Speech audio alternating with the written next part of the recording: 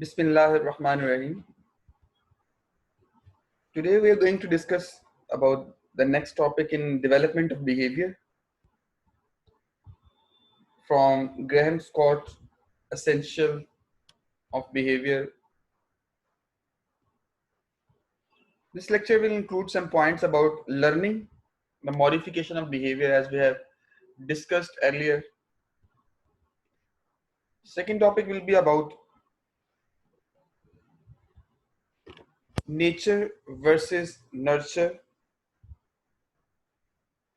innate behavior and habituation will be re-examined with some new examples. Let's look at the slide header that our behavior reflects a combination of both genetic and environmental conditioning as discussed in the previous lecture. That in the control of a behavior, there are two components. One of the component is genetic, DNA. That is the key for development, expression of a specific character or behavior in the organisms. And second one, which is equally important, is environmental effect. That environment including nutrients, environment including temperature, surroundings, all the factors other than genetics which can influence behavior. And there are some interesting questions. Is there a biological reason that why girls tend to like dolls and clothes? क्या इसकी कोई biological reason है? इसका answer भी हम देखेंगे आज. Is there a biological reason why boys tend to like cars and guns? Boys के trends और girls के जो trends होते हैं, इनके difference की reason आप लोगों के ख्याल में क्या है और इसको इथोलॉजी या बिहेवियर में हम किस तरह से एक्सप्लेन करते हैं?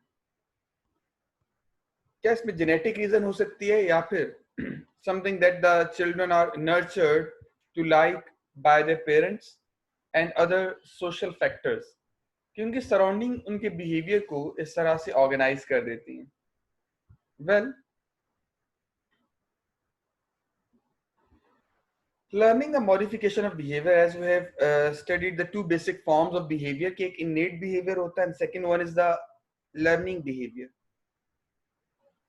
Learning behavior develops through experience, repeated activities, और ये ऑर्गेनिज्म अपने एक्सपीरियंस के बाद अपनी नर्वस ऑर्गेनाइजेशन, नर्वस एबिलिटीज को यूज करते हुए इसको लर्न करते हैं. Some aspects of the behavior of an animal are performed in a rigid, predictable way, such that each time a particular stimulus is presented, a predictable response will be recorded.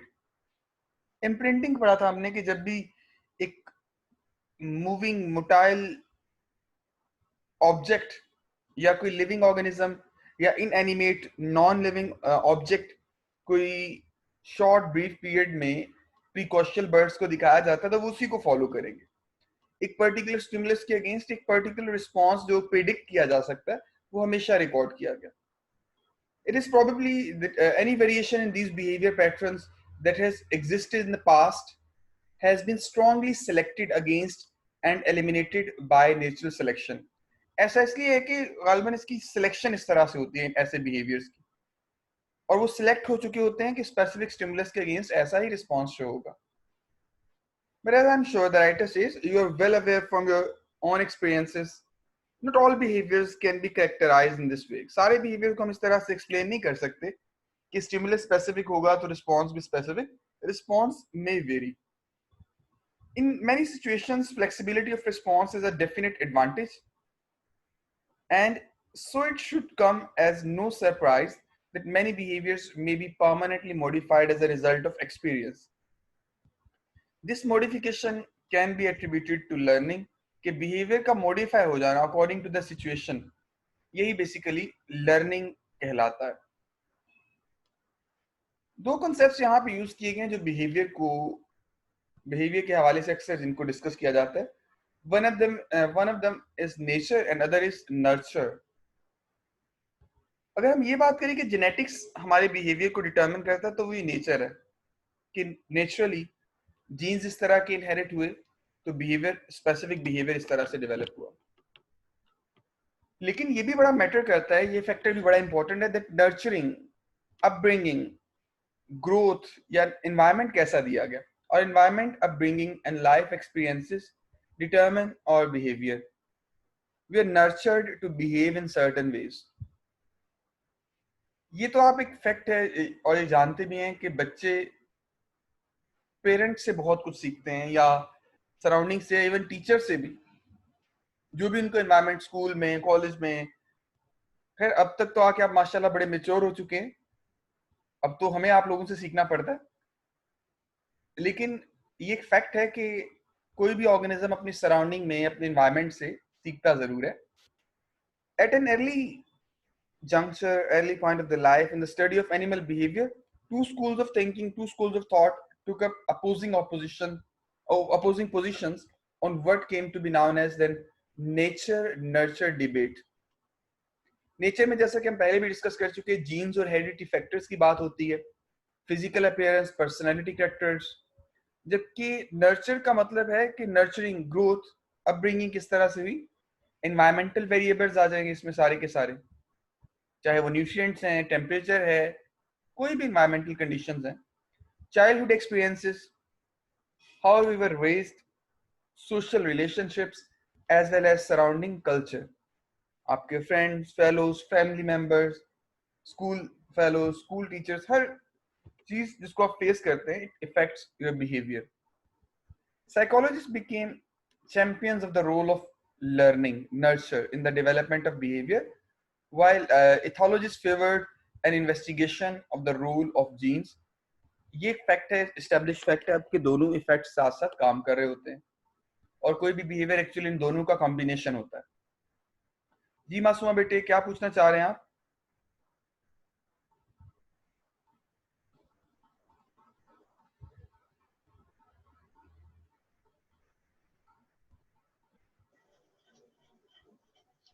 Masuma बेटे, your question please.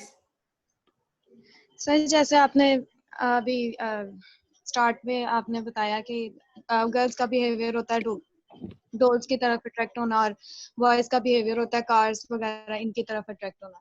तो ये जो behaviour है, ये nature में इसकी example आएगी या नर्चर में इसकी एग्जांपल आएगी?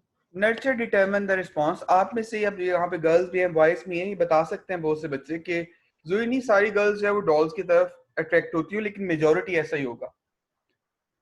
इसमें एनवायरनमेंट का, तो सर जो नहीं मतलब जी बोलिए बोलिए बेटा। ऑपोजिट बिहेवियर मतलब शो करती हैं, यानी बिल्कुल सही कह रही हैं आप, ऑपोजिट वही बिहेवियर शो वही मैं करती हैं आपको कुछ बताना गर्ल्स चाह रहा होती हूँ। हैं मतलब। इसका मतलब है एनवायरनमेंट किस तरह का मिला, जैसा एनवायरनमेंट मिलेगा उस तरह का बिहेवियर शो होगा। इसमें मेरे ख्याल में नर्चर का जो रोल है या नर्चरिंग का जो रोल है वो ज्यादा इंपॉर्टेंट होगा एज कम्पेयर टू जीन्स, कि इसमें जेनेटिक फैक्टर्स की बजाय ज्यादा इंपॉर्टेंट रोल जो है वो नेचर की बजाय नर्चर का होगा, तो नर्चर प्ले करेगा इस बिहेवियर की डेवलपमेंट। यानी एग्जांपल नर्चर की होगी, ये नर्चर में कोट करेंगे जी हम। बेटा, thank thank you you so sir. Much. Well, the debate was a fruitful one in that it stimulated a wealth of discussion and research. Today, however, few would see the presumed dichotomy in these stark extremes, and the position that we should take it is that genes and environment are both vitally important. ये तो fact है कि jeans होंगे तो कोई behaviour develop होगा, लेकिन environment का बड़ा स्ट्रॉन्ग इन्फ्लुएंस होता है, दोनों इंपॉर्टेंट हैं। और यूजुअली इनका कम्प्लेक्स इंटरेक्शन किसी स्पेसिफिक बिहेवियर को डेवलप करता है। हम स्पेसिफाई नहीं कर सकते कि टोटली, जैसे आप अभी कह रहे थे कि ये इसकी एग्जांपल है, इस तरह से तो नहीं कहेंगे, लेकिन हम ये जरूर कह सकते हैं कि किसी बिहेवियर में ज्यादा रोल या ज्यादा इन्फ्लुएंस एनवायरनमेंट का है या जीन्स का है। After all, without genes there would be no behaviour. अगर जीन्स नहीं होंगे तो कोई ऑर्गेनिज्म बिहेव नहीं कर सकेगा, but without an environment there would be no behaviour either. Environment अगर सुटेबल ना हो, एनवायरनमेंट अगर एक्सप्रेसिव ना हो, तब भी ऑर्गेनिज्म अपना बिहेवियर एक्सप्रेस नहीं करते, शो नहीं करते। तो इसका मतलब है लर्निंग बिहेवियर की फॉर्म में हम दो कॉन्सेप्ट्स साथ साथ लेके चल रहे होते हैं, एक नेचर का और दूसरा नर्चर का। Innate behaviour, as you have studied already, जो जेनेटिकली प्री डिटरमाइंड होता है, जिसके लिए लर्निंग की जरूरत नहीं पड़ती, इसमें दोबारा से एक एग्जांपल कोट की गई है जो हमने शुरू में पढ़ी थी हेरिंग गल्स की, that innate behavior is performed by most of the animals. They must perform a large number of quite varied behaviors that they have no opportunity to learn. Especially वो animals जिनकी जिनका life span ही बड़ा short होता है, वो तो innate behavior पे बहुत ज्यादा डिपेंडेंट होते हैं. And this may be because they never meet their parents or any members of the parental generation. In case of many insects, बहुत से insects में ऐसा होता है कि वो at the time of hatching या at the time of bird जब वो एग से हैच करते हैं या एग से निकलते हैं लार्वल फॉर्म में, तो उनकी पेरेंटल ऑर्गेनिजम्स प्रेजेंट नहीं होते उनको नर्चर करने के लिए, उनको जो है वो आपके लिए ग्रो करवाने के लिए, उनको चीजें सिखाने के लिए. तो वो टोटली इननेट बिहेवियर पे बाजू का डिपेंड कर रहे होते हैं. The begging behavior of herring gull chicks that we discussed in previous chapter is an example of innate behavior. कि वो रेड स्पॉट जो बीक पे नजर आता है हेरिंग गल की, ये इस पिक्चर में आप हेरिंग गल को देख सकते हैं. ये हेरिंग गल की जो रेड स्पॉट नजर आ रहा है इसके ऊपर वो अपनी जो बीक है उसकी टिप को यहाँ पे टच करते हैं, बेगिंग करते हैं और उनको फूड मिलता था. इसकी वजह से ये उन्होंने लर्न नहीं किया हुआ, बल्कि उनका ये इनेट बिहेवियर था. साथ ही यहाँ पे एक और स्पीशी कंपेयर की गई है, दैट इज लॉफिंग गल. ये काफी रिजेम्बलिंग है इससे, लेकिन थोड़ा कलर पैटर्न का आप उसमें डिफरेंस देख रहे होंगे. Laughing gull on the right and herring gull on the left. तो इन एग्जांपल्स को थोड़ा इलेबोरेट किया गया with reference to innate behaviour again. You'll no doubt remember that these chicks beg by pecking at the beaks of their parents. कि वो food जब भी उन्हें चाहिए होता तो बेगिंग के लिए पेरेंट्स की बीक पे पैकिंग करते थे, यानी उनको टिप अपनी बीक की टिप से उसको बीट करते थे. We also saw that a model bearing what would seem to be the most superficial resemblance to the beak of the parent bird would stimulate begging on the part of the chick. कि अगर chicks जो young ones थे उनको ऐसे model जो herring girl like थे उससे expose किया गया, तो तब भी उन्होंने उसकी बीक पे फूड मांगने के लिए, बेगिंग के लिए पैक किया या पैकिंग की. इस एग्जांपल की तरफ वो कह रहे हैं कि मैं दोबारा से वापस इसलिए आ रहा हूं ताकि इनेट बिहेवियर के बारे में एक पॉइंट क्लियर कर सकें. Even though they can buy their definition be performed with know practice, लेकिन ये एक फैक्ट है कि इनेट बिहेवियर प्रैक्टिस के साथ थोड़ा रिफाइन जरूर होते हैं समटाइम. फॉर एग्जांपल एक फ्लाइट की हम बात करते हैं तो फ्लाइट की एबिलिटी तो बर्ड्स के अंदर इनेट है, but you know very well कि प्रैक्टिस के साथ, एक्सपीरियंस के साथ इनेट बिहेवियर उनकी फ्लाइट का वो इंप्रूव जरूर होता है. या फिशेस की मूवमेंट इनेट है स्विमिंग की with in water, but with practice इसमें भी इंप्रूवमेंट होती है, बेहतरी आती है. हेलमैन एक साइंटिस्ट का जिक्र किया, he presented herring gull chicks with models of the heads and beak of either adult herring gulls or adult laughing gulls. ये हेलमैन साइंटिस्ट का जिक्र है जिसने जो है वो इसके हवाले से काम किया. That he presented herring gull chicks. जो सेकंड आप डायग्राम, सेकंड पिक्चर आप देख रहे हैं, इसके चिक्स से they were presented models of the head and beaks of either adult herring gulls. उनको इस तरह की जो मॉडल दिए गए जो हेरिंग गर्ल की तरह थे, या दूसरा अडल्ट लॉफिंग गर्ल्स जो सेकंड आप देख रहे हैं अपर साइड पे डायग्राम, इस तरह के जो है वो मॉडल दिए गए. The laughing gulls Larus atricilla is a close relative of the herring gull, and so the two models were very similar in their shape. However, whereas the herring gull was a white head with a beak that is yellow with a red spot, ये आपको नजर आ रहा होगा herring gull का structure. The beak of laughing gull is red all over and its head is black. इसकी beak सारी red है, इस पे कोई स्पॉट नहीं है, येलो कलर नहीं है, और इसका जो हेड है वो टोटली ब्लैक नजर आ रहा होगा आपको. ये वो रिस्पॉन्स है जिसकी बात करें बार बार कि रेड स्पॉट पे पैकिंग की और रीगर्जिटेशन रिफ्लेक्स डेवलप हुआ, जिसे आपने पढ़ा था फिक्स्ड एक्शन पैटर्न्स में भी, कि वो जो रीगर्जिटेशन रिफ्लेक्स है वो कंप्लीट होता है, और जो फूड था उस पेरेंटल बर्ड से वो उनके चिक्स को जो है वो मिल जाता है इस पैकिंग के बाद.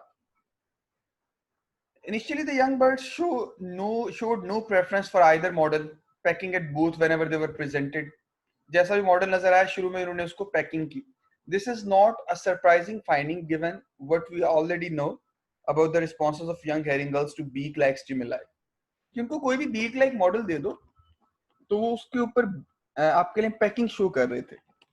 But as the days passed, a different pattern was revealed. ये देखें days है उनके nest में 0, 5 और 10 days. An amount of pecking जो decrease कर रही है ना as the age herring gull chicks learn to peck more at a herring gull model. जो dash line आपको नजर आ रही है ना जो बढ़ रही है increase कर रही है ये actual उनका जो parental bird था herring gull जिसकी yellow beak और जिसके ऊपर आपके लिए red spot है ये second one. इसको डॉटेड लाइन मॉडल से शो किया गया और ये वाली जो बीक है इसके हवाले से कंप्लीट जो नॉर्मल लाइन शो की गई है. इस ग्राफ से आपको क्लियर हो रहा होगा दैट जो हैरिंग गल का मॉडल था जो कि चिक्स हैरिंग गल के थे तो वो स्लोली उन्होंने लर्न कर लिया that it is more advantageous तो वो उस पर ज्यादा इनेट बिहेवियर जो उनका मॉडिफाई हो गया वहां पे पैकिंग ज्यादा हो रही थी. जबकि दूसरे मॉडल को देखें आप वो डिक्रीज कर रहा है एंड लेस एट लाफिंग गल मॉडल सॉलिड लाइन से जिसको शो किया गया है.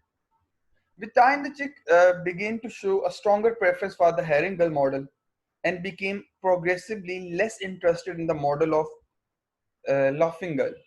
Of course, while these chicks may peck at both models, their efforts will only ever be rewarded by their parents, who more closely resemble one model than they do the other. जाहिर है जहां से उनको ज्यादा benefit मिल रहा है उधर उनकी पैकिंग ज्यादा डेवलप होगी. It would appear therefore that the chicks associate the herring gull model stimulus with food and direct their efforts accordingly. इस तरह से उनका innate behavior थोड़ा modify हो गया. So by a process that Hellman termed perceptual sharpening, इसको नाम दिया गया perceptual sharpening, that innate behavior of these young birds is refined with time, or to put it another way, they learn. कि आहिस्ता आहिस्ता इनका innate behavior refine हो गया.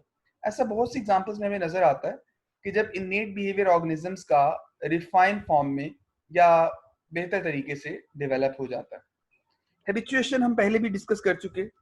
Is the ability we have to learn to ignore unimportant stimuli, process termed as habituation, और diminution और reduction in response to a harmless unimportant stimuli after repetitions is called habituation.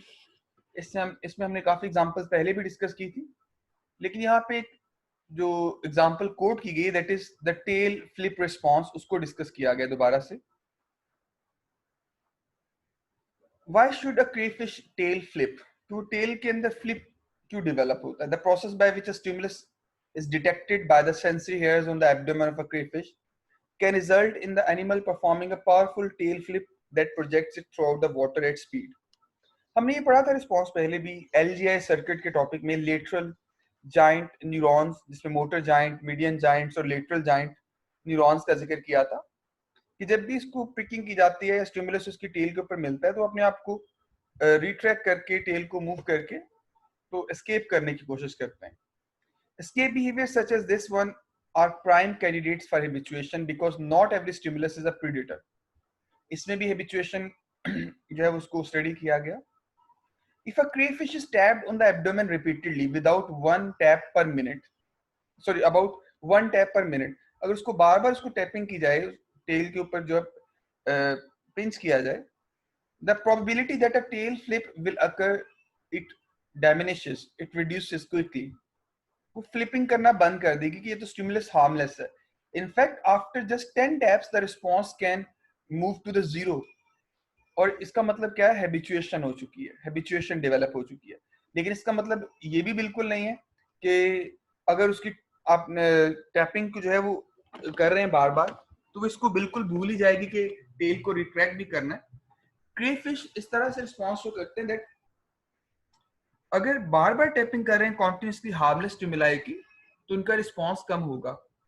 लेकिन अगर फिर से आप कुछ गैप दे देते हैं, जैसे 2 आवर्स की रेस्ट को यहाँ पे शो किया गया, और गैप देने के बाद जब उसको टैप करेंगे तो फिर से उसका पहले जैसा रिस्पांस, पहले जैसा स्टिमुलस शो हो जाएगा. Just look at this. ये ग्राफ आपको नजर आ रहा होगा. Crayfish rapidly habituate to repeated tactile stimulation and recovery from it may take several hours. ये जो रिड्यूस हुआ रिस्पॉन्स, ये सॉलिड लाइन से शो किया गया कि ये रिस्पॉन्स रिड्यूस हो गया और रिकवरी काफी टाइम ले सकती है. When the LGI is stimulated just before each tactile stimulation, जब LGI lateral giant neurons को जो है वो स्टिमुलेट किया जाता है ब्रोकन लाइन से, जैसे यहाँ पे बना होगा, नो रिस्पॉन्स अकर, रिस्पॉन्स नहीं आता. लेकिन जब उसको command, this is result of command derived inhibition of the reflex at each trial, कि वहां पे उसके जो है वो रिफ्लेक्स इनहिबिटेड हो रहा है. After a period of these rest, these animals show less habituation than those that had not had direct LGA stimulation. तो ये animals after a period of rest, these animals show less habituation than those that had not had effect their direct LGA stimulation. इनकी habituation अगर LGA को stimulate किया गया है तो दूसरे animals की निस्बत less थी.